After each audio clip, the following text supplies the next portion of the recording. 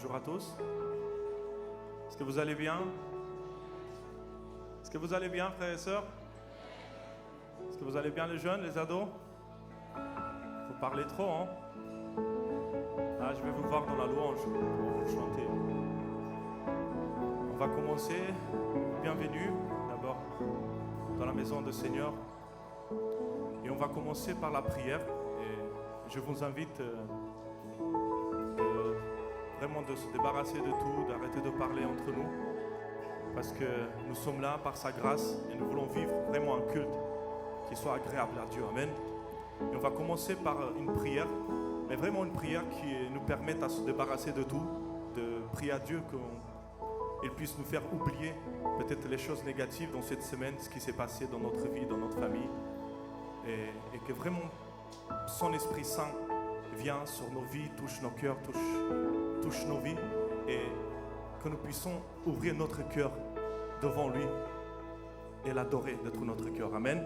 Est-ce qu'on peut fermer les yeux et on commence à prier tous ensemble? Seigneur notre Dieu, nous te donnons toute la gloire, toute la louange ce matin, Seigneur, parce que toi seul es digne de louange, toi seul es digne d'adoration. Et nous venons devant toi, Seigneur, avec un cœur reconnaissant, Seigneur. Nous sommes reconnaissants pour tout ce que tu as fait pour nous cette semaine, Seigneur. Et nous voulons, Seigneur, toutes les choses qui s'est passé, peut-être tous les attaques, Seigneur, tous les problèmes, Seigneur, toutes les difficultés, Seigneur. Nous voulons oublier tout, Seigneur.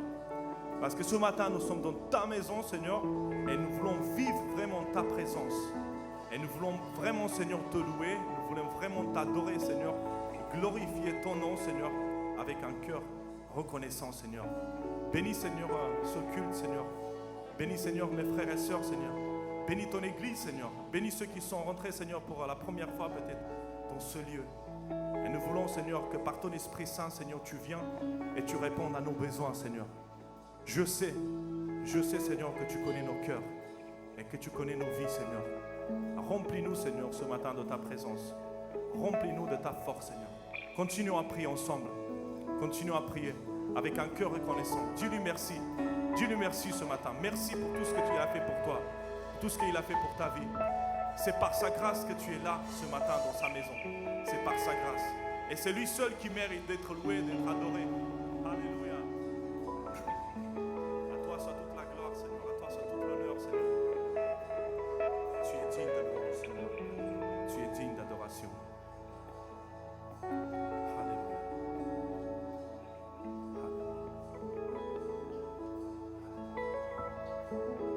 Dites merci au Seigneur.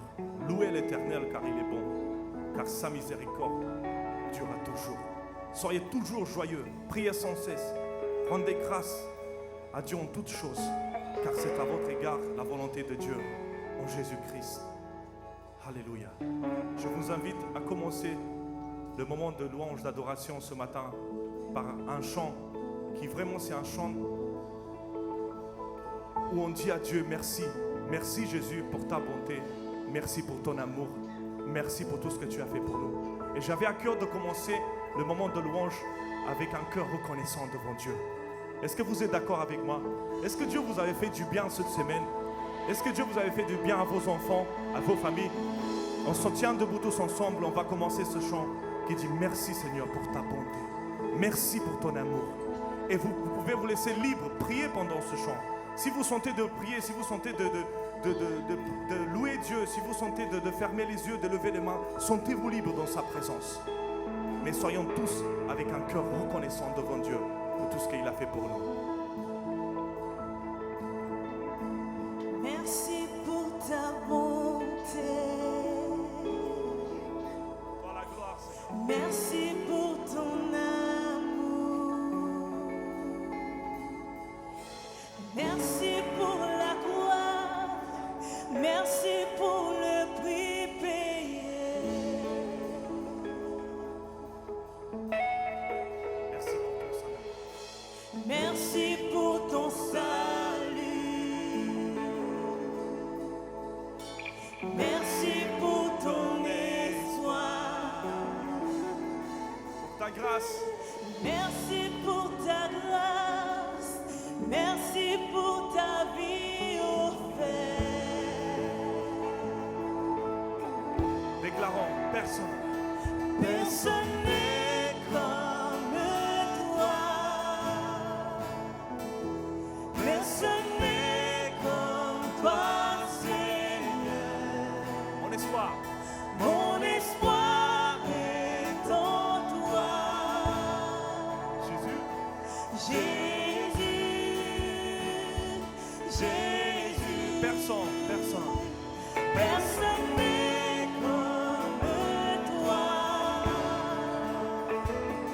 Personne n'est comme toi, Seigneur. Mon espoir est en toi. Jésus, Jésus, Oh Jésus.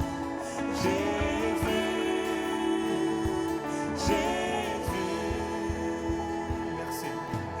merci pour ta promesse.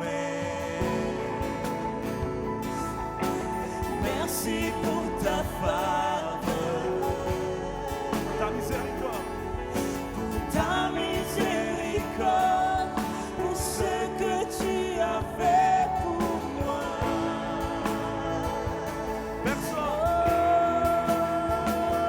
Personne n'est comme toi. Nul n'est comme notre Dieu. Personne n'est comme toi, Seigneur. Notre espoir. Mon espoir est en toi. Jésus, Jésus. Personne n'est comme toi. Personne n'est comme toi, Seigneur. Notre espoir. Mon espoir est en toi.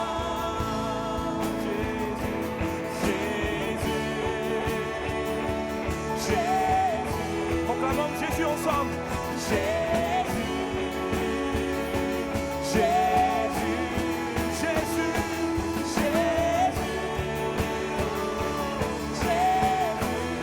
Jésus, Jésus. Jésus,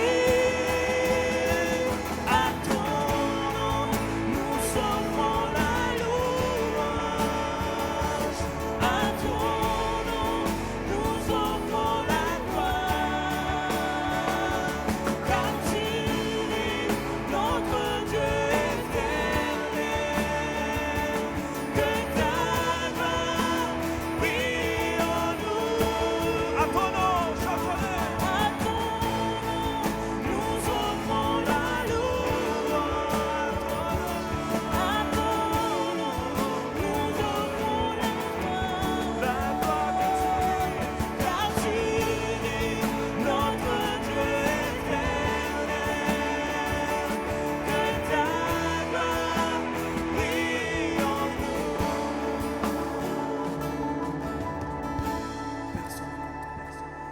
Personne n'est comme toi. Personne n'est comme toi. Notre espoir.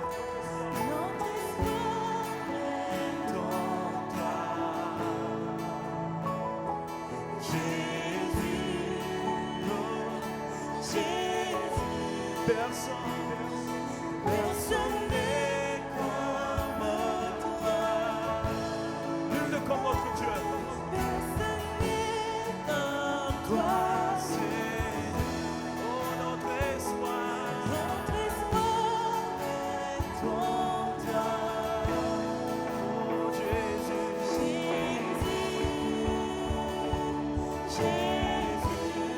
Oh, Jésus. Dieu, Jésus. Oh, Jésus.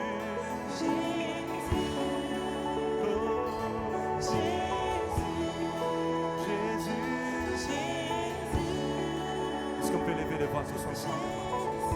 Dis-lui ce matin, Jésus, je te remercie pour tout ce que tu as fait pour moi. Prions, mais demande-lui rien. Juste simplement merci. Merci Jésus. Merci pour ta bonté. Merci pour ton amour. Merci pour ton salut. Merci pour la croix. Merci pour ta grâce. Merci pour ta grandeur. Merci pour tout ce que tu as fait pour nous. Pour tout ce que tu as fait pour moi, pour ma famille. Avec un cœur reconnaissant, tous ensemble, prions, élevez nos voix vers lui parce qu'elle est digne de louange. Elle est digne de recevoir ce matin nos louanges, notre adoration. Et Dieu nous aime. Dieu nous aime avec un cœur reconnaissant devant lui, avec un cœur rempli de paix et de joie. Alléluia.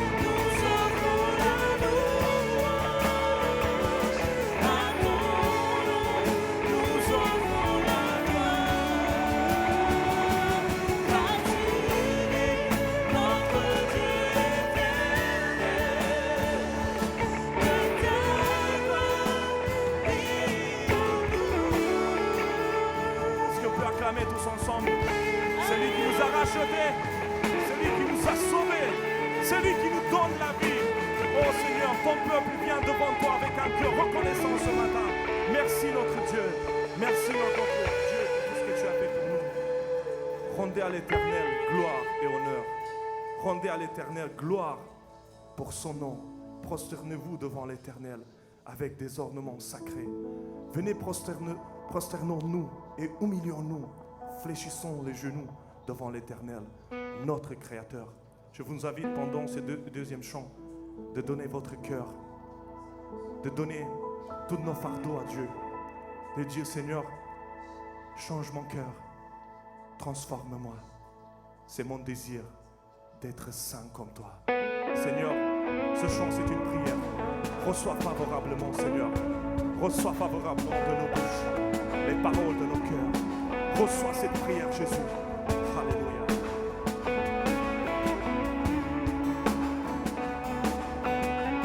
Saint-Esprit,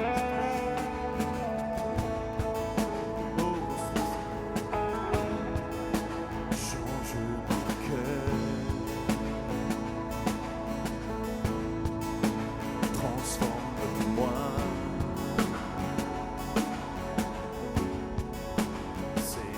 Désir d'être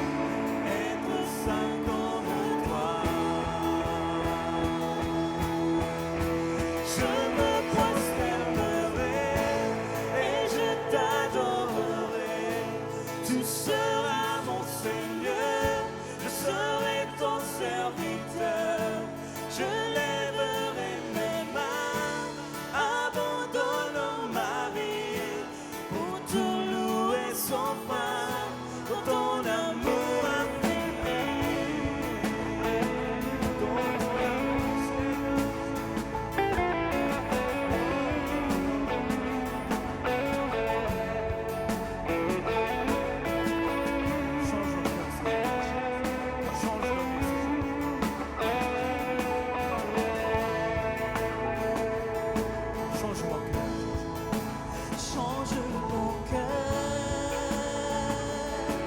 Transforme-moi, Seigneur. Transforme-moi. C'est notre désir ce matin d'être saint comme toi. Mon désir d'être saint comme toi. Être saint comme toi. Être saint comme toi. Être saint comme toi. Être saint comme toi. Être saint comme toi. Je me prosternerai et je t'adorerai. Tu seras mon Seigneur, je serai ton serviteur. Je lèverai mes mains, abandonnant ma vie pour te louer sans fin pour ton amour. Je me prosternerai ensemble. Je me prosternerai et je t'adorerai. Tu seras Tu seras mon Seigneur, serai mon serviteur. Je lèverai mes mains, abandonnant ma vie pour te louer sans fin pour ton amour infini. Vous savez qu'à cette heure-là, dans le ciel, les anges, les séraphins, les vieillards se prosternent devant le trône de Dieu et ils chantent Alléluia. C'est lui qui est vivant. C'est lui qui a vaincu la mort. C'est lui qui est vivant. Nous voulons tous ensemble, l'église d'Argento et avec tous les chrétiens qui aujourd'hui louent notre Dieu, unissons tous ensemble de dire Alléluia à celui qui est puissant, à celui qui est digne de louange, à celui qui est digne d'adoration. Et je vous invite ce matin, frères et sœurs, de ne pas rester avec la bouche fermée, de proclamer Alléluia, Alléluia, tu es digne de louange, tu es saint, tu es trois personnes, tu es puissant. Tous ensemble, proclamons. Chantons Alléluia.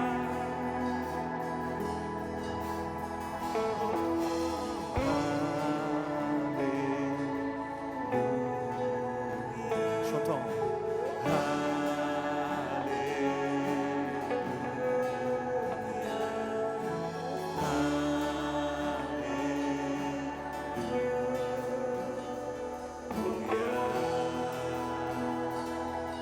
De tout notre cœur, proclamons Alléluia.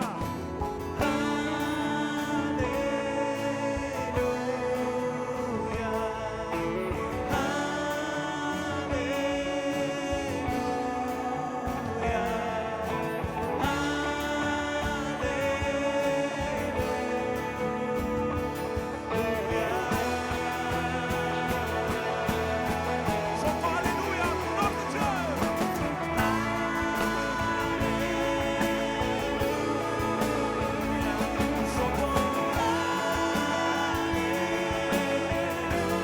Pour toi, Seigneur.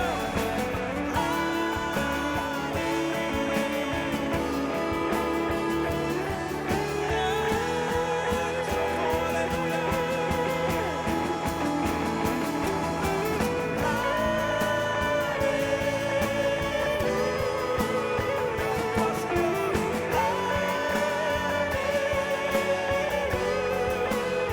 Pour toi, Seigneur.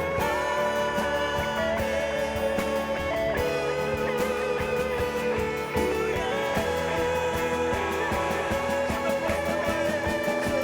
toi, Seigneur. Et je t'adorerai. Tu seras mon Seigneur, je serai ton serviteur. Je lèverai mes mains, abandonnant ma vie pour te louer sans fin dans ton amour. Je me prosternerai à vous. Je me prosternerai.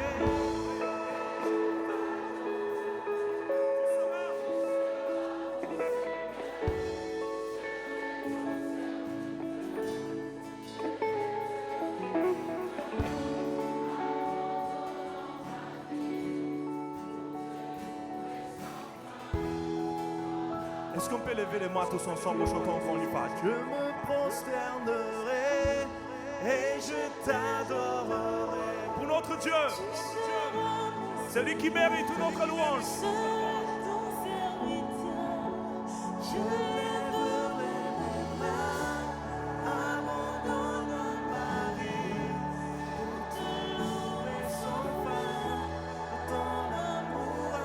On peut lever les voix tous ensemble. Prions à nous. Dis-lui, Seigneur, merci pour ton sacrifice. Change mon cœur, transforme-moi, purifie-moi, Seigneur. Je veux être saint comme toi, Seigneur. Saint comme toi, Seigneur, Père éternel, Seigneur. Purifie nos pensées ce matin. Chasse notre orgueil, Seigneur. Remplis-nous encore plus de toi, Seigneur. Encore plus de ta présence dans nos vies, Seigneur. Plus de ta présence dans nos cœurs, Seigneur. Élevez le voix tous ensemble. Prions ensemble. Alléluia.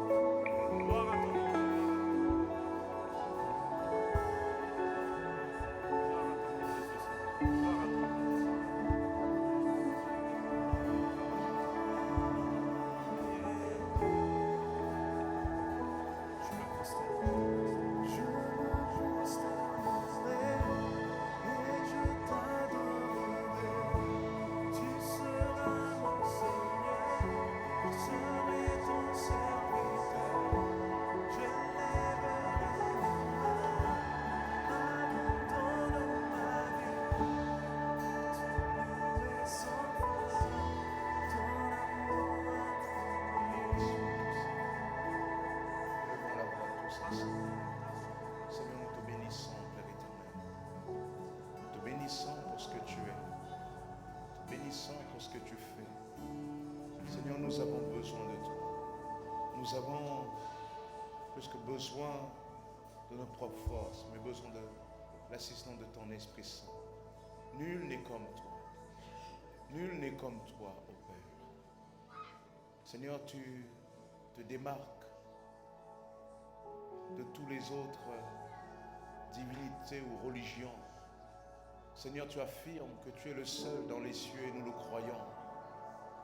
Seigneur, pour beaucoup d'entre nous ici, la majorité d'entre nous, nous avons vu ta main agir. Et nous pouvons certifier avec ta parole que Jésus-Christ est mort et qu'il est ressuscité. Nous pouvons affirmer, Père éternel, que désormais, quiconque se tourne vers toi, reçoit de toi la vie éternelle. Nous pouvons confesser que toi, tu es le Dieu de la relation. Seigneur, tu es notre Dieu, Père. Dans le nom de Jésus. Amen. Prenez place. Alléluia, Jésus. Nous allons ouvrir la parole de Dieu dans l'évangile de Luc au chapitre 15.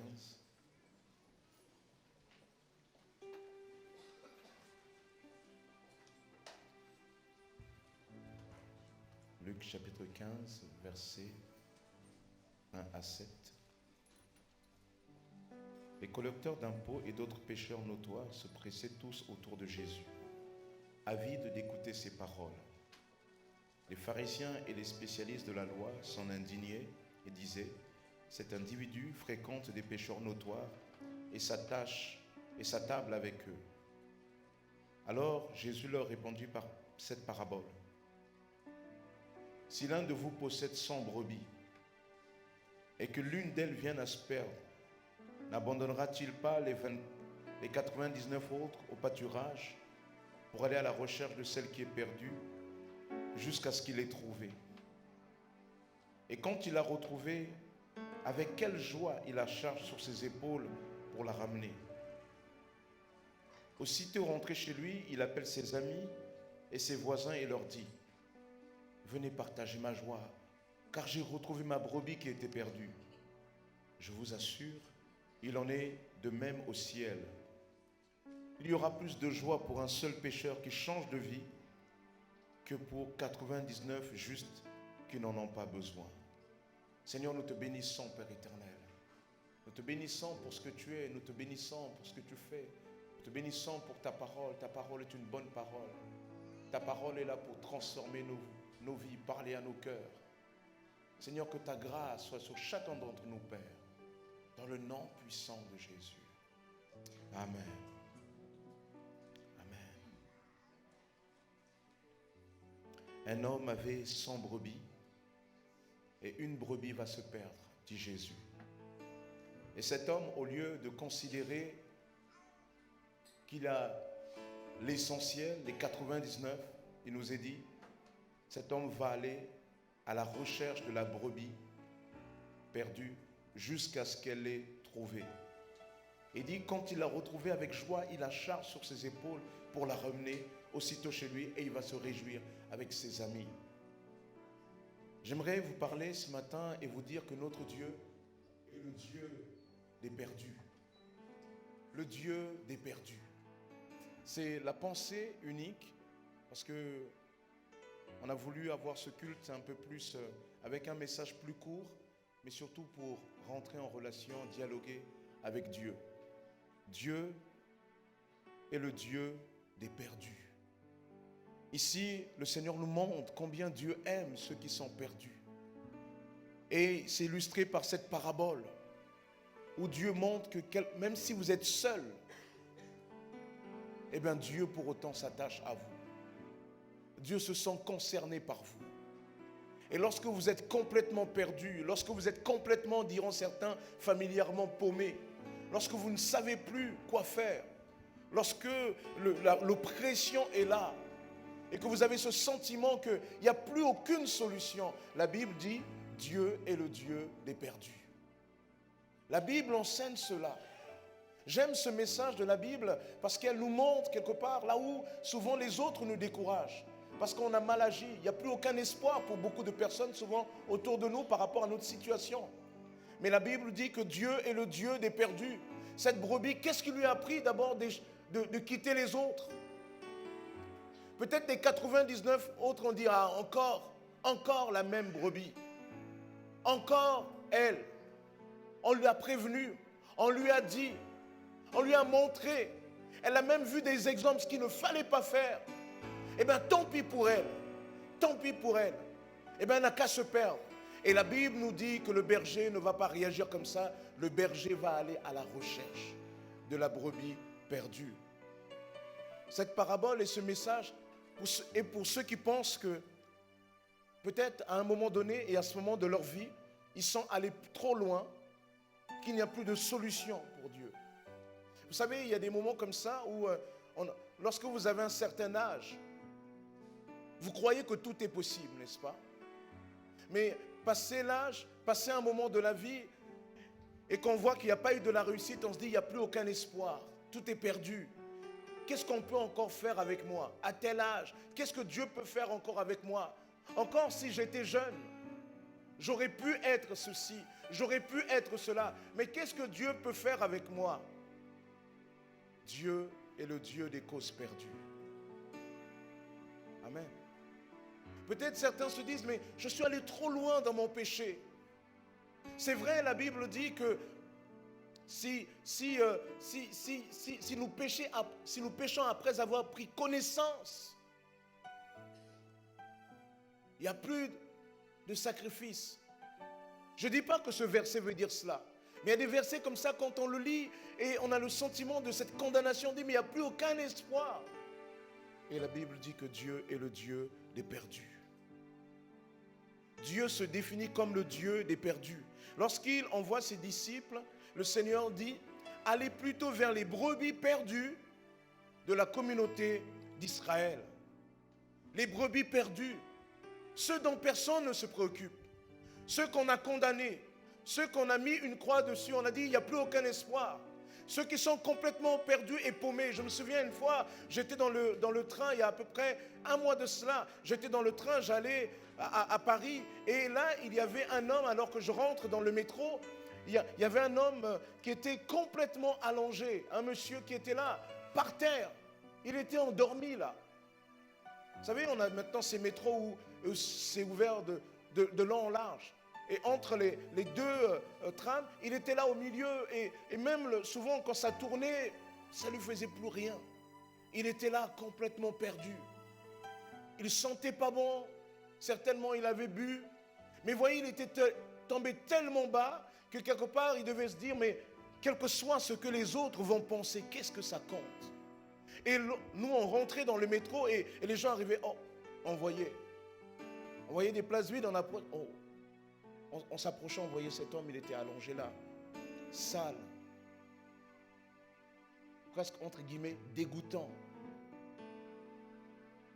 Je ne sais pas combien de personnes sont peut-être passées là en se disant, mais cet homme-là, il est complètement paumé. Ben, la Bible nous dit que Dieu est le Dieu des paumés. Dieu est le Dieu des causes perdues. Allez vers les brebis perdues de la maison d'Israël. Et Jésus, tout le long de son ministère, s'est attelé à cette tâche. Jésus définit sa mission ainsi, car le Fils de l'homme est venu sauver ceux qui étaient perdus. Et Jésus va rencontrer toutes sortes de personnes complètement perdues. Des personnes malades, estropiées. Il y en a qui étaient atteintes de lèpre. Et la lèpre, à l'époque, vous ne pouviez pas vous approcher des autres. On vous écartait. Il y avait même des villages pour les lépreux. Mais Jésus, il est venu vers ceux qui étaient perdus. Peut-être que toi, tu te dis, mais moi, je suis perdu. Là où je suis, il n'y a plus aucun espoir. Il n'y a plus vraiment, qu'est-ce qu'on peut faire? Mon péché est trop grand. Si encore ton péché, c'était quelque chose de caché, mais ton péché a une portée visible. Et les autres ont mis des traits comme une croix sur toi en disant, voilà, c'est plus possible, la relation n'est plus la même.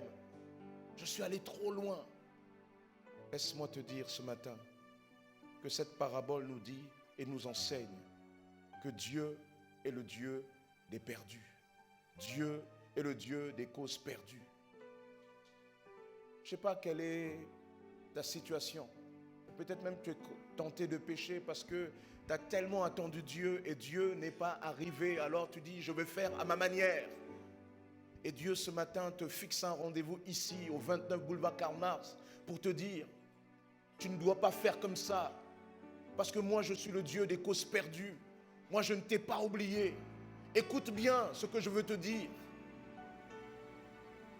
Dieu est le Dieu des perdus. Dieu est le Dieu des solutions où il n'y en a plus. Et cela, quel que soit là où tu es. Quel que soit là où tu es. Dieu est capable d'agir. Dieu est capable d'intervenir. Quel que soit l'enfermement, Dieu est capable de rentrer dans cette prison-là. Dieu est le Dieu des perdus. Et il y a des fois, souvent, on est tellement perdu, on est tellement paumé, on se dit, mais Dieu ne peut pas venir jusque-là. Et Dieu vient. Pourtant, cette brebis, il nous est montré ici, cette parabole, souvent, cette parabole est illustrée de la manière suivante. Ce berger, vous comprenez bien, c'est l'illustration, c'est l'image de Jésus. Et il tend la main vers cette brebis. Et souvent, lorsqu'on parle de la parabole de la brebis perdue, on imagine la brebis dans des montagnes, c'est escarpé. Et là, il y a ce fossé, il ne peut rien faire. Il crie et il n'y a personne pour le sauver. Et voici qu'il y a un moment donné, il y a la voix du berger, il y a la main du berger qui vient. Et là, il est là, vous voyez, il y a des épines, vous ne le voyez peut-être pas, mais il y a des épines là. Et il y a des fois, nous sommes allés tellement loin, nous sommes allés à des endroits où on ne peut même plus revenir. Je ne sais pas si ça vous arrive, si vous connaissez ces endroits-là. On est tellement allé loin, on ne peut plus revenir par nous-mêmes. On savait comment y aller, ou du moins quand on y allait, on allait avec assurance. Mais voici qu'arrivé à cet endroit, on ne sait plus retrouver le chemin. On ne sait plus comment retourner avec les autres. On ne sait plus comment reprendre la relation avec les autres. On ne sait plus comment reprendre le contrôle de sa vie. La Bible nous en dit que quel que soit le lieu, Jésus intervient. Ainsi, Paul et Silas, lorsque dans Acte 16, on les met en prison, ils étaient là pour annoncer l'évangile, mais voici qu'on va les prendre, on va les mettre en prison. Et dans cette prison, au lieu de se décourager, ils vont se mettre à louer Dieu. Là, on aurait pu dire, oh, qu'est-ce que Dieu peut faire encore là-bas parce qu'ils étaient dans la prison, mais ils étaient en quelque sorte dans ce qu'on appelle le mitard. Vous savez, le côté où on met les personnes les plus dures là. Et pourtant, pendant qu'ils priaient, la Bible nous dit que le lieu où ils étaient, cette prison, fut ébranlée dans ses fondements. Dieu est venu. Il n'y a pas de lieu que Dieu ne puisse pas venir. J'aime aussi cette image pour dire qu'il n'y a pas de lieu, il n'y a pas de danger que Dieu ne puisse pas braver avec nous. Et cela nous est relaté avec les amis de Daniel. Il nous est dit, Daniel et ses amis ont été emmenés en exil dans un pays lointain, dans un pays païen. On les avait préparés pour servir chez Nebuchadnezzar. Par la grâce de Dieu, en raison de leur fidélité, Dieu les avait élevés. Mais voici qu'un jour, le roi Nebuchadnezzar a la folie d'ériger une statue et de demander à son peuple d'adorer la statue. Mais Daniel et surtout les amis de Daniel, Shadrach, Meshach, Abed-Nego, les nouveaux noms qu'on leur avait donnés dans ce pays, ils se sont dit, ils peuvent nous changer de nom, mais ils ne peuvent pas changer notre cœur pour Dieu. Alors, ils ont refusé d'adorer. On les emmène devant le roi. On leur dit, le roi leur dit, peut-être que vous n'avez pas bien compris. Au moment où il va y avoir le sang de l'instrument, alors prosternez-vous. Mais Shadrach, Meshach disent, ô roi qui règne à jamais, qui plaise à Dieu. Notre Dieu est capable de nous délivrer, mais même s'il ne nous délivre pas, nous n'adorons pas ta statue. Alors la Bible nous dit, à cause de l'ordre du roi qui était sévère, et parce que la fournaise était extraordinairement chauffée, la flamme tua les hommes qui avaient jeté Shadrach, Meshach et Abed-Nego. Le roi va ordonner qu'on les jette dans une fournaise qui a été parfaitement chauffée. Et ces trois hommes, Shadrach, Meshach et Abed-Nego, tombèrent liés au milieu de la fournaise ardente. Alors le roi Nebuchadnezzar fut effrayé et se leva précipitamment. Il prit la parole et dit à ses conseillers, écoutez bien, n'avons-nous pas jeté au milieu du feu trois hommes comme liés? Ils répondirent, certainement au roi. Il reprit et dit, eh bien, je vois 4 hommes sans lien qui marchent au milieu du feu et qui n'ont pas mal. Et l'aspect du 4e ressemble à celui d'un fils des dieux. Nebuchadnezzar s'approcha de l'entrée de la fournaise ardente, prit la parole et dit, Shadrach, Meshach et Abed-Nego, serviteurs du Dieu très haut, sortez et venez. Et Shadrach, Meshach et Abed-Nego sortirent du milieu du feu. Les satrapes, les intendants, les gouverneurs et les conseillers du roi s'assemblèrent.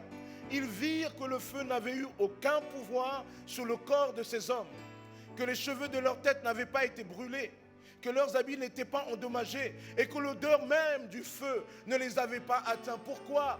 Parce qu'il n'y a pas de lieu où Dieu ne puisse pas venir nous secourir. Lorsque on tourne les regards vers Dieu, alors l'ange de l'Éternel est envoyé. Et l'ange de l'Éternel est là dans la fournaise ardente. Cette fournaise, pour ne pas douter de sa capacité à tuer, c'est que ceux qui vont pousser Shadrach, Meshach, Abed-Nego vont eux-mêmes être tués en raison de la puissance du feu. Mais voici que lorsqu'on les jette, l'ange de l'Éternel, image du Christ, est là avec eux. Et là, Nebuchadnezzar, vous savez, il avait le titre de roi des rois. Nebuchadnezzar. Mais là, il va comprendre qu'il y a un roi des rois des rois. Il va être ébranlé, il va se tenir debout. Et il va dire à ses conseillers, mais n'avons-nous pas jeté 3 hommes? Ils disent, oui, bien sûr, au roi. Mais comment se fait-il qu'ils sont 4? Et j'aime cette image. Je vois 4 hommes sans lien qui marchent au milieu du feu et qui n'ont pas mal. Donc, avant que Nebuchadnezzar les appelle, vous imaginez, ils sont là au milieu du feu, ils sont en train de parler. Oui, ben écoutez. Non, mais c'est le feu quand même. Il n'y a pas d'endroit où Dieu ne puisse pas me sauver. Au milieu du feu, Shadrach, Meshach et Abed-Nego ont été secourus par Dieu lui-même. Et il nous est dit, lorsque Nebuchadnezzar leur dit de sortir, il est dit non seulement ils n'ont pas été brûlés, leurs cheveux pas touchés, ni leurs vêtements, mais ce que j'aime, c'est ça que j'aime, pour dire que Dieu ne permettait que rien ne les atteigne. Il dit, même l'odeur du feu ne les avait pas atteints. Waouh! En gros, quand ils sont rentrés là-dedans, tout de suite l'Éternel a mis sa protection. Ils étaient dans une autre dimension, ils étaient dans une autre protection, ils étaient dans un autre espace, l'espace de la main, de la grâce de Dieu. Peut-être que tu te dis, mais il n'y a plus de possibilités. Mais la Bible nous enseigne que quel que soit le lieu, quelle que soit la situation, l'Éternel est là. Amen. Quel que soit le rejet de tes proches. Vous savez, lorsqu'on fait mal, et que notamment c'est connu, on a un peu tous des personnes comme ça, à moins que ça soit vous, des personnes comme ça dans nos familles, il y a une marque sur eux, ça y est. Lorsque d'ailleurs on parle d'eux, on oublie même leur prénom. On dit, tu sais, celui qui a fait ça là. Ces personnes sont souvent rejetées dans leur environnement, le travail ou autre, dans la famille, dans le voisinage, le rejet. Et souvent ça se passe même à l'école. Moi je me souviens lorsque j'étais à l'école primaire, on avait un garçon, je me souviens encore, tellement que c'était marquant, je ne dirai pas son nom, mais qu'est-ce qu'il sentait mauvais. Mais vraiment, non, mais c'est pas pour me moquer. Hein. Je ne sais pas ce qui se passait chez lui, est-ce qu'il se douchait ou pas, mais est-ce qu'il avait des problèmes d'eau. Mais il sentait vraiment le bouc. Et nous, on avait fait de cet enfant l'objet de nos moqueries. Et il y a des personnes comme ça, on les stigmatise, on les isole. Mais pire encore, souvent même vos proches. Et j'aime cette parole qui dit, si on disait, Ésaïe 49, 14, l'Éternel m'a abandonné, le Seigneur m'a oublié. Écoute bien, une femme oublie-t-elle l'enfant qu'elle allait? N'a-t-elle pas compassion du fils qui est sorti de son ventre? La Bible nous parle dans ce verset de la puissance, de la force du lien qu'il y a entre une mère et son enfant. On dit même que le lien est fusionnel, de telle sorte que le parent dans le couple, il doit être là comme l'élément de la loi qui doit créer la séparation nécessaire pour que l'enfant aussi grandisse. Mais le lien est fort parce que la mère a porté l'enfant dans son ventre. L'enfant a bougé. Pendant 9 mois, il a été là. Et une mère, elle n'a pas la force peut-être d'un homme, mais elle a une autre force. Si vous voulez la connaître, touchez juste à son enfant. Et vous allez voir. La Bible montre par là la puissance ici-bas, l'une des puissances d'amour qui s'exprime de la manière la plus forte, c'est l'amour d'une mère pour son enfant. Et Dieu dit, Israël disait, Dieu m'a oublié. Seigneur, tu m'as oublié, là où je suis, il n'y a plus rien à faire. Et Dieu dit, mais est-ce qu'une mère peut oublier ses nourrissons? Et Dieu dit, eh bien tu sais quoi? Sache que combien même elle oublierait, moi je ne t'oublierai jamais. Je t'oublierai jamais. Vois, dit Dieu, je t'ai gravé sur mes mains. Je ne t'oublierai pas parce que je t'ai gravé sur mes mains. Et nous, on se souvient tous par cette image, lorsqu'on était à l'école primaire ou bien au collège ou au lycée. Il y a des moments comme ça, on n'avait pas de papier, on voulait retenir quelque chose, on écrivait là sur la main, de telle sorte que, quel que soit l'oubli, il y a un moment donné, on sera amené à regarder nos mains. Et Dieu dit, moi, combien même je pourrais t'oublier, je t'ai gravé dans mes mains. Tu es dans ma tête, mais tu es aussi dans mon corps.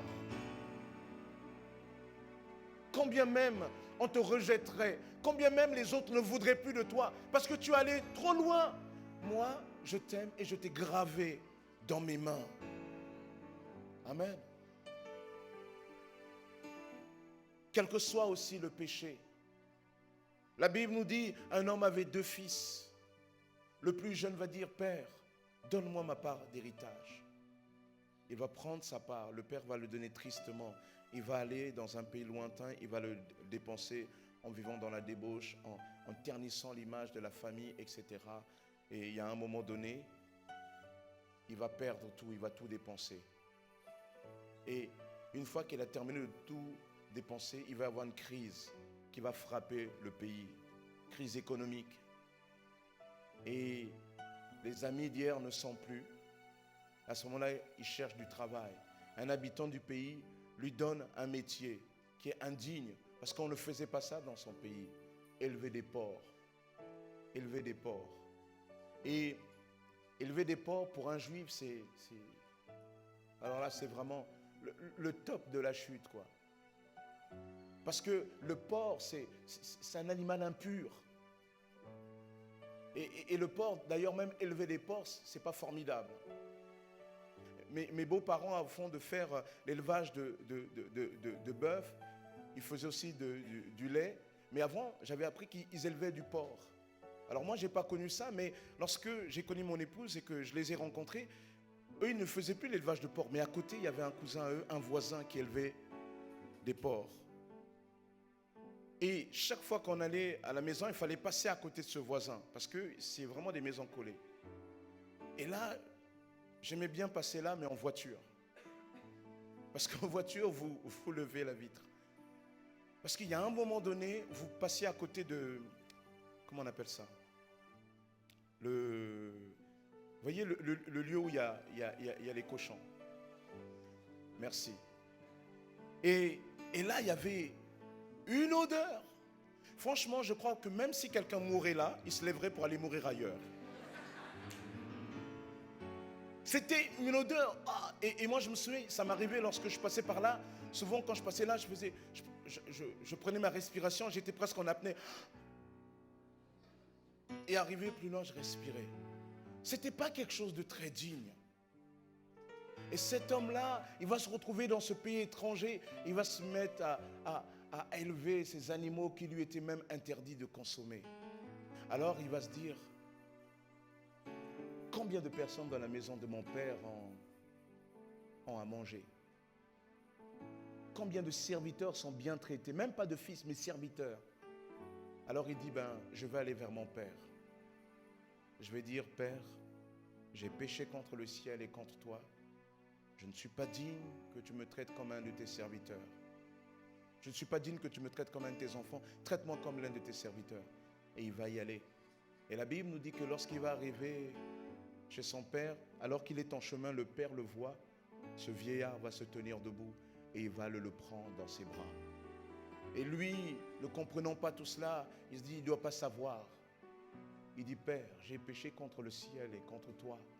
Tu te souviens, moi, je t'ai enterré vivant. Je n'ai pas attendu que tu meurs. J'ai pris tes biens, je suis allé, j'ai consommé, j'ai sali notre nom. Je n'ai pas été digne. Au stade où j'en suis, si tu peux juste me donner un boulot.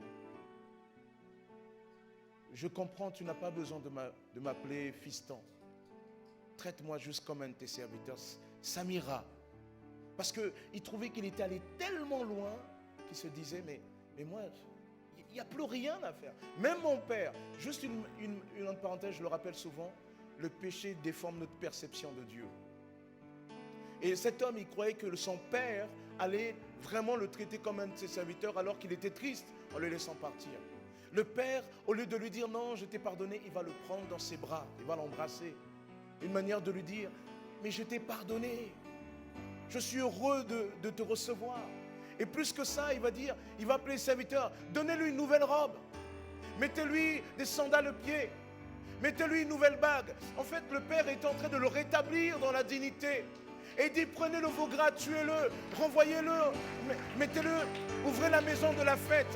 Et le fils va aller et il va rentrer dans la maison de fête, il va y avoir cette fête-là. Quel que soit le péché. Quel que soit le péché que tu as commis en connaissance de cause. Parce qu'on dit, oui, mais ce péché, je ne savais pas. Mais toi, tu le savais. Tu le savais et on t'avait même prévenu qu'en faisant ça, c'est pas bien. C'est mal.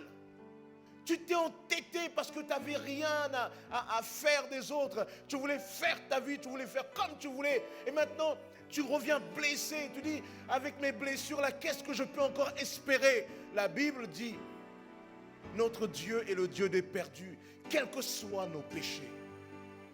Quels que soient nos péchés. Quels que soient nos péchés.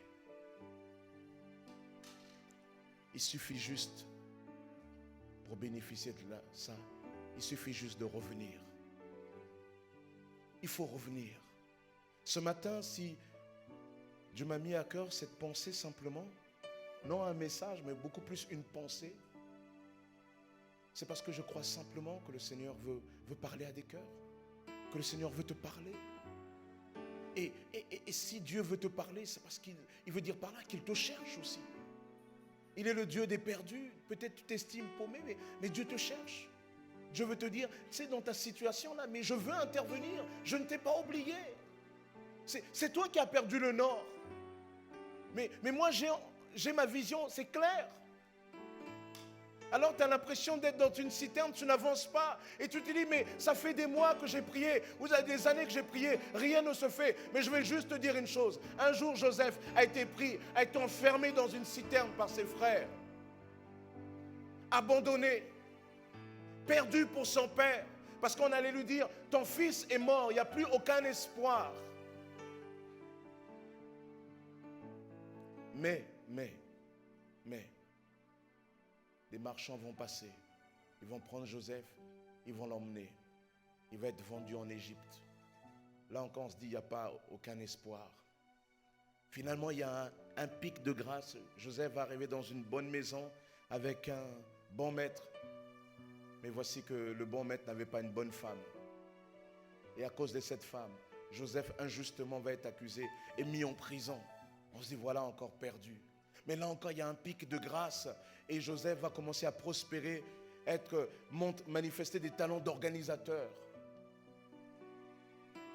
Et au final, par un concours de circonstances, Joseph va finir, parce que Dieu va lui faire grâce d'interpréter le rêve du Pharaon, il va finir Premier ministre. Joseph, pourtant, c'est passé par une citerne. C'est passé par des fausses accusations. C'est passé par la prison. En fait, la citerne, les fausses accusations, la prison, tout ça, c'était qu'afin qu'il soit Premier ministre. Lorsque les choses semblent s'arrêter ou tu as l'impression que tout est perdu, qui sait si Dieu ne permet pas cela pour que toi aussi tu sois comme le Premier ministre pour réaliser le projet de Dieu. C'est-à-dire que Dieu avait tellement aimé Abraham et sa famille, qu'est-ce qu'il fait? Il envoie Joseph par son sacrifice, afin que quiconque de la famille de Joseph ne périsse pas, mais qu'ils aient la vie éternelle. Vous voyez, en Joseph, il y avait une image du Christ là. Seigneur, il n'y a plus aucun espoir avec moi. Dieu est le Dieu des causes perdues. Réfléchis à ta situation. Réfléchis à ton problème particulier. Réfléchis à ta demande. Réfléchis à cette chose où tu dis, il n'y a plus aucun espoir. Ce matin, Dieu te dit qu'il est le Dieu des causes perdues. Est-ce que tu le crois? Alors on va prier. Seigneur, nous te bénissons, Père éternel. Nous te bénissons pour ce que tu es, Père. Que ton esprit prenne pleinement sa place au milieu de nous. Que ta grâce nous accompagne, Père. Tu es notre Dieu. Parce que je crois que Dieu est celui qui parle, j'aimerais simplement prier pour toi.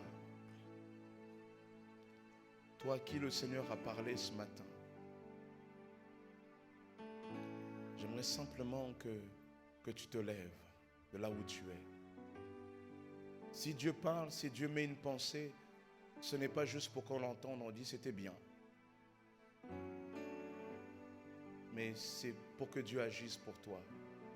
Dieu agisse dans ta vie. Dieu veut aussi te fortifier. Simplement lève-toi. Pas devant moi, mais lève-toi devant Dieu en disant, Seigneur, je me lève à ta lumière. Je me lève, Seigneur, parce que je me retrouve dans ce que tu me dis là. J'ai besoin de toi, Seigneur. N'aie pas honte. C'est Jésus qui a porté la honte pour que toi, tu n'aies pas honte. N'aie pas peur, parce que c'est Jésus qui a eu la peur à Gethsémanée, pour que toi tu n'aies pas peur. La chose la plus difficile, Jésus l'a fait.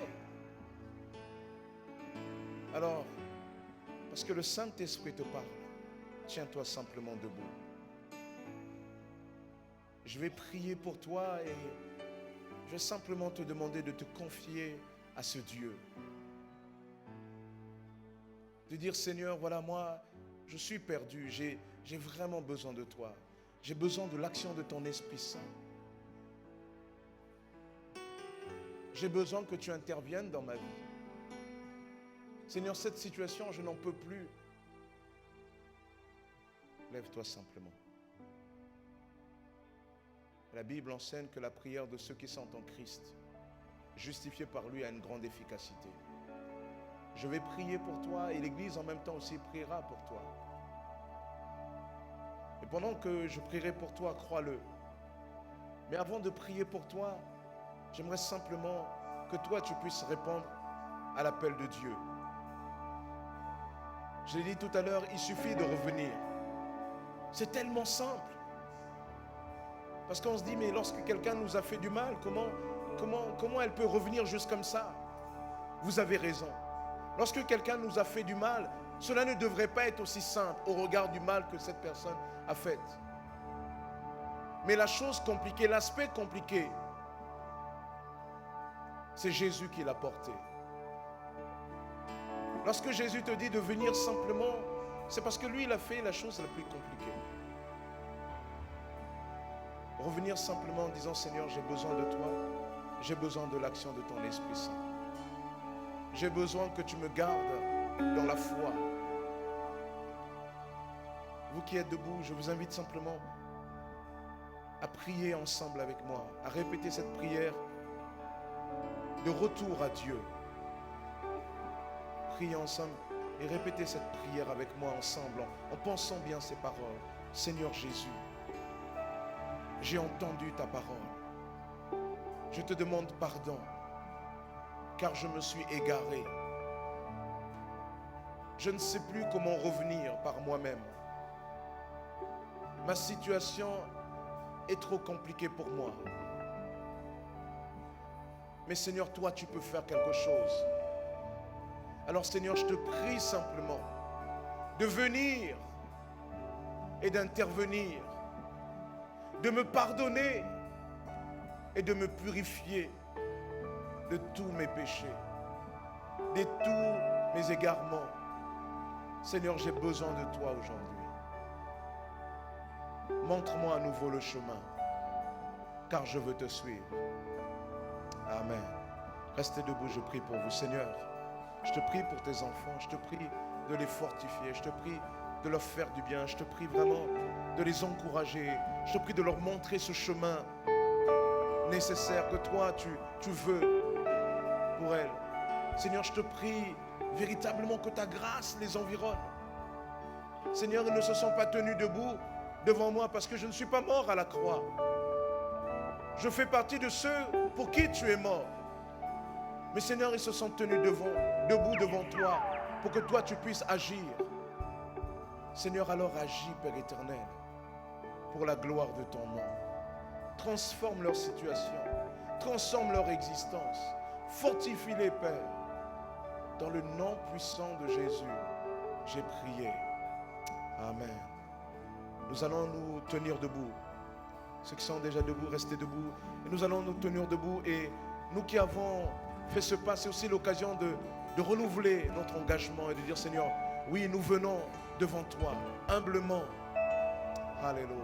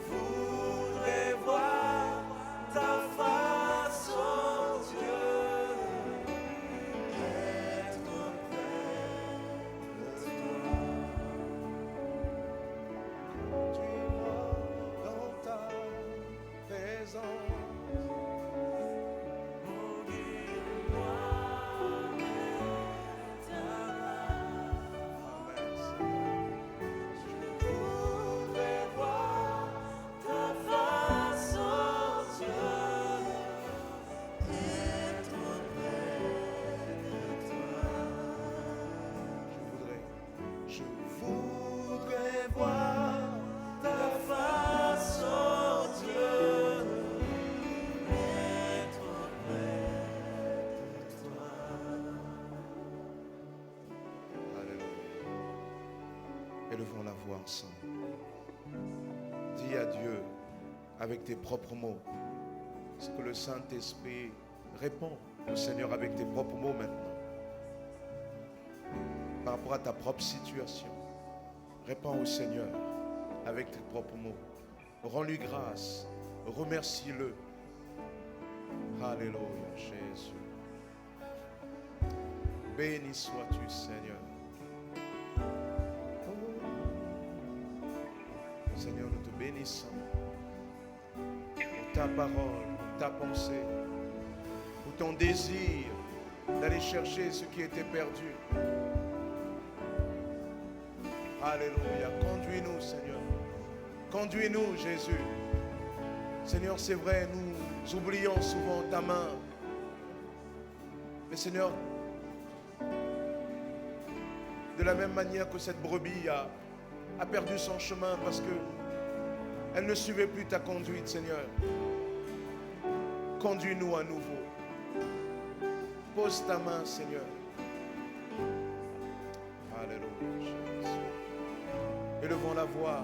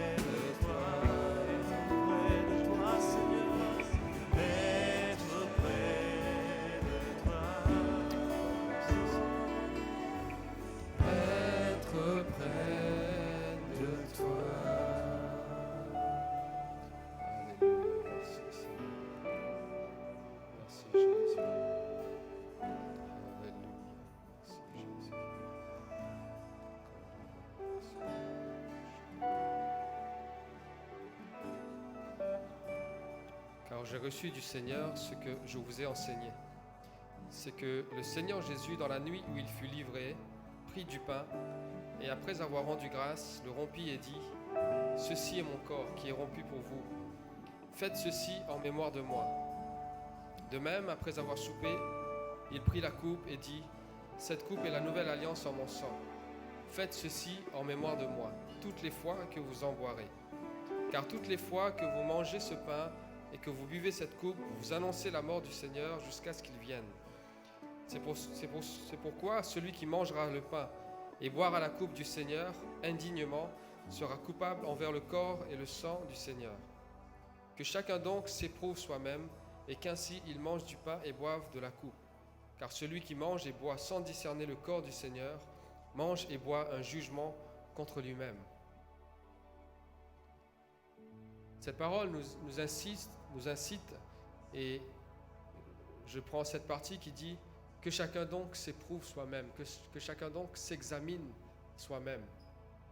Cette parole que nous avons entendue nous encourage de nous approcher de Dieu, de revenir à lui. Quelle que soit l'étape où nous sommes arrivés, comme le pasteur a dit, peut-être c'est trop loin, mais tu peux toujours revenir. Comme le fils prodigue, à un moment donné, il est allé tellement bas, mais la Bible nous dit qu'il est rentré en lui-même.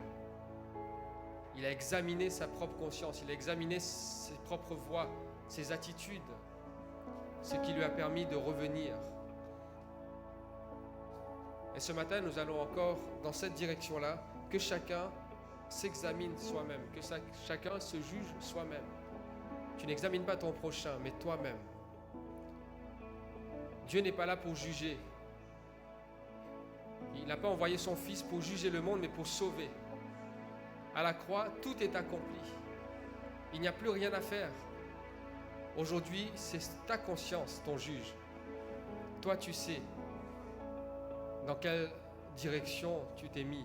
Toi, tu sais dans quelle voie tu t'es engagé. Il est encore temps de revenir. Et avant de prendre ce repas du Seigneur et cette coupe, peut-être tu sens la culpabilité sur toi. Dépose tout au pied du Seigneur. C'est aussi simple que ça. En un jour, il peut effacer peut-être des mois de culpabilité, des mois d'errance. En un instant, il peut le faire. Prenons ce temps-là et chacun donc devant son Dieu. Ça se passe entre toi et Dieu. Et nous allons aussi prendre ce pain et ce vin en discernant le corps de Christ qui est mort à la croix, qui a tout payé pour que nous ayons la vie. Élevons nos voix ce matin encore et rendons grâce à Dieu. Et si tu as quelque chose à dire à ton Dieu, si tu as un pardon à demander à ton Dieu, demande-lui. Il ne se lasse pas de pardonner. Alléluia. Merci encore, Seigneur, pour ton amour que tu manifestes, Seigneur, envers nous ce matin. Cet amour, Seigneur, qui est sans fin. Cet amour qui est incommensurable. Cet amour qu'on ne peut mesurer, qu'on ne peut concevoir. Cet amour surhumain. Oui, Seigneur, qui ne peut émaner que de toi, Seigneur. Cet amour qui nous invite ce matin encore à nous confier, à revenir à toi, à te confier, Seigneur, notre vie. Oui, Seigneur, ton sang qui efface nos péchés, que celui qui est en toi, tu dis dans ta parole, il n'y a plus de condamnation pour celui qui est en toi. Tu as effacé l'ordonnance qui nous condamnait autrefois. Merci encore, Seigneur, de nous rappeler cela ce matin. Oui, Seigneur, que ta grâce surabonde dans nos vies. Toute la gloire te revienne, Père, dans le nom de Jésus-Christ. Alléluia.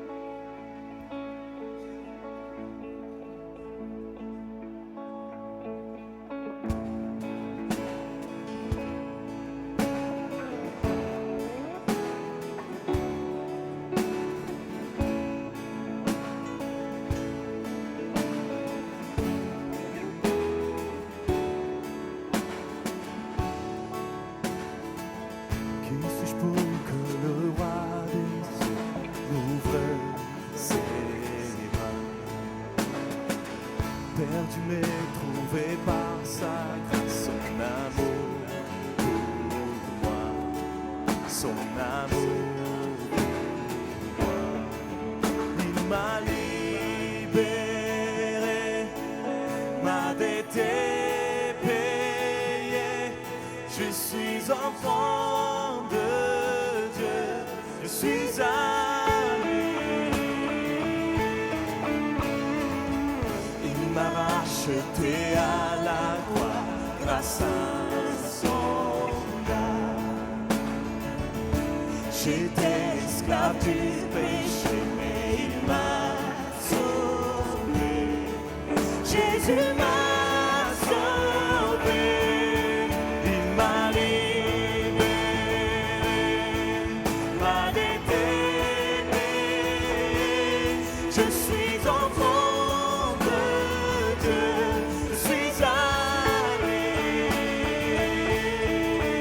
Et dans sa maison, j'ai trouvé ma place. Je suis enfant de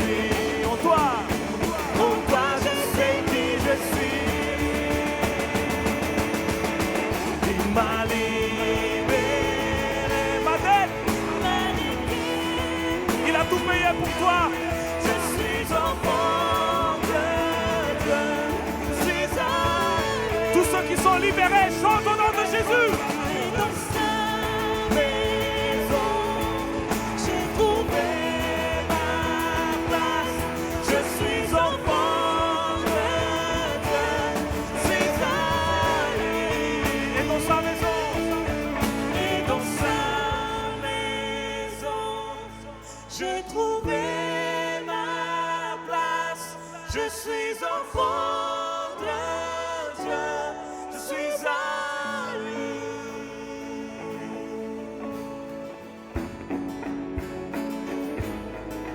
Il nous a choisis. Est-ce que vous croyez ce matin? Il a tout payé pour nous. Proclamons ce matin. Il nous a choisis. Je suis choisi et affranchi. En toi je sais qui je suis. Tu es pour moi, pas contre moi. En toi je sais qui je suis. Je suis choisi et affranchi. En toi je sais qui je suis. Tu es pour moi, pas contre moi. En toi je sais qui Chantons. Je suis choisi. je suis choisi et affranchi. En toi je sais qui je suis. Tu es pour moi, pas contre moi. En toi je sais qui je suis choisi. Je suis choisi et affranchi. En toi je sais qui je suis. Tu es pour moi, pas contre moi. En toi je sais qui je suis. En toi. En toi je sais qui je suis. Proclamons en toi. En toi je sais qui je suis. En toi. En toi je sais qui je suis. Il m'a libéré. Il m'a libéré.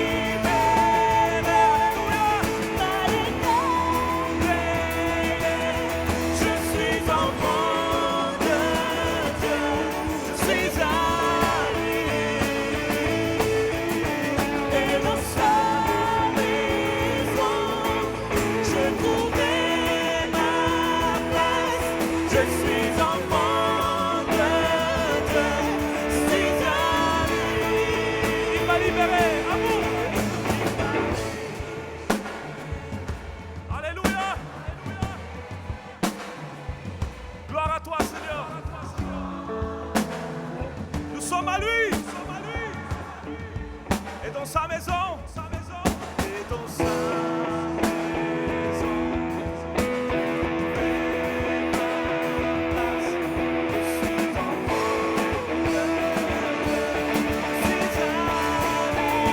Il m'a libéré.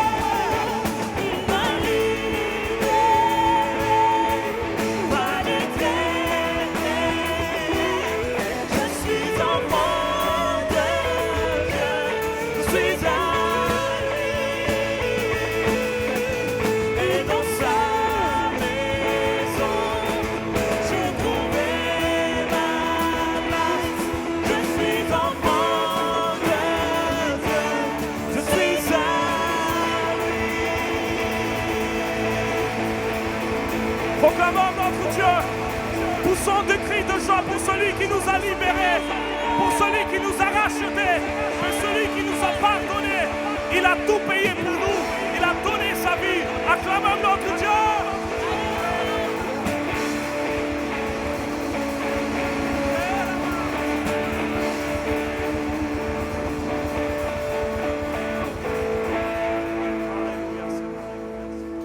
Est-ce qu'on peut lever les mains tous ensemble? Dis simplement merci Jésus pour ton sacrifice. Merci, tu as payé pour moi. Tu as payé tout pour mes péchés. Oh Seigneur, reçois ce matin.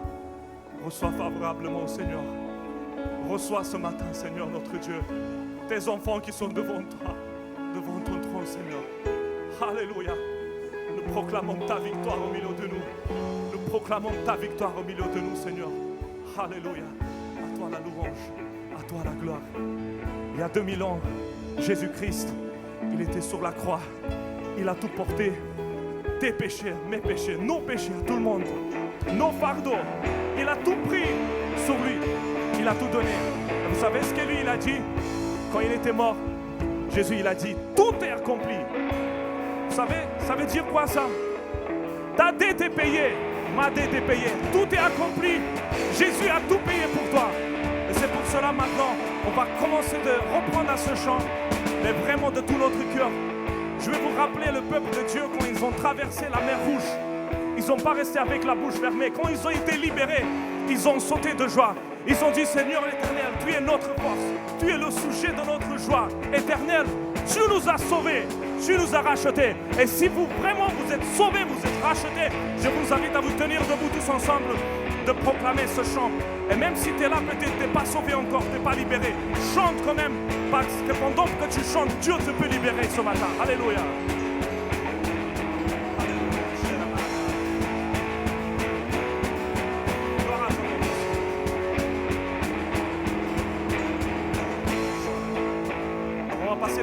Offrandes pendant ce chant, on va reprendre ce chant, on va passer de moments des offrandes, on va donner de tout notre cœur à notre Dieu. Amen.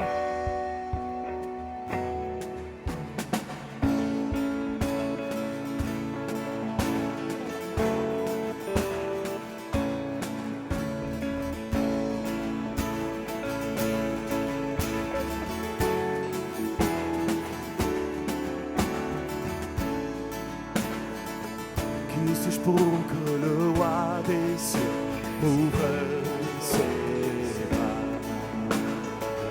Perdu mais trouvé par sa grâce, son amour pour moi, son amour pour moi. Il m'a libéré, Chante-le, chante-le. m'a déterminé, je suis enfant.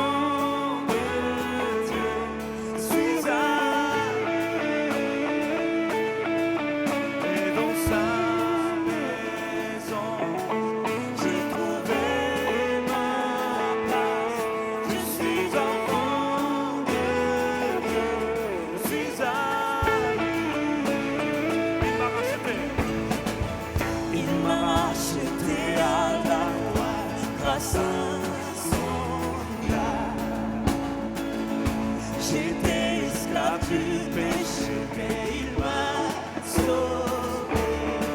Jésus m'a sauvé, il m'a libéré, m'a déterminé. Je suis enfant de Dieu, suis à lui, et dans sa maison. J'ai trouvé ma place, je suis enfant de Dieu, je suis à lui. Je suis choisi. Je suis choisi et affranchi. Pour toi, Je sais qui je suis. Tu es pour moi, pas contre moi. En toi, je sais qui je suis. je suis choisi. Je suis choisi et affranchi. En toi je sais qui je suis. Tu es pour moi, pas contre moi. En toi je sais qui je suis. En toi je sais qui je suis. Il m'a libéré. Il m'a libéré, m'a libéré. Je suis enfant de Dieu, suis à lui. Et dans sa maison, j'ai trouvé ma place. Je suis enfant de Dieu, suis à lui. Et dans sa maison, j'ai trouvé ma place. Je suis enfant